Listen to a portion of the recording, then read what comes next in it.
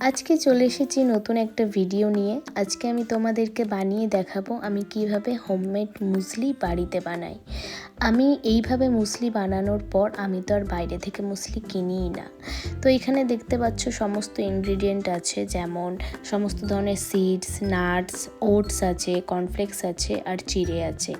তো আমি কড়াইয়ে ফার্স্টে ওটসটা ভালো করে ড্রাই রোস্ট করে নিয়েছি। তারপর এই কর্নফ্লেক্সটা আছে, কর্নফ্লেক্সের ওপর এই ওটসটা দিয়ে দিয়েছি। এরপর আমি সমস্ত চিড়ে আর যেগুলো আমাদের সিডস আছে সেগুলো আমি সমস্ত কিছু রোস্ট করে নিয়েছি। আর এটা একটু 5 থেকে 10 মিনিট মতো আমি টাইম নিয়ে রোস্ট করেছি। তাহলে কি হবে, খুব ভালো হবে রোস্টটা, আর মুসলিটাও খুব ভালোভাবে বানানো হবে।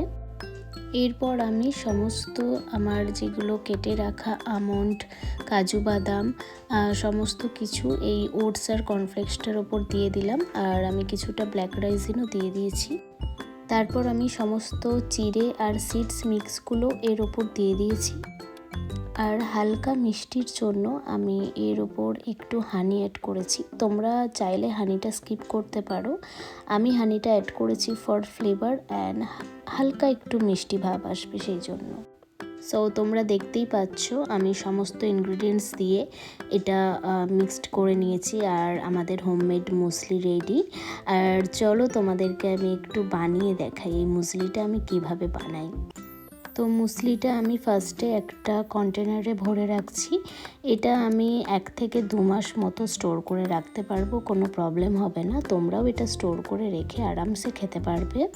এরপর আমি দুধ গরম করতে দিয়ে দিয়েছি। তো দুধ গরম হয়ে যাওয়ার পর আমি এই মুসলিটার মধ্যে দুধটা ঢেলে দিয়েছি, আর 1-2 মিনিট রাখার পর আমি এটা খাবো। তো আমাদের মুসলি রেডি। আর আমার এই ভিডিওটা তোমাদের কেমন লাগলো আমাকে জানিও। দেখা হচ্ছে নেক্সট ভিডিওতে।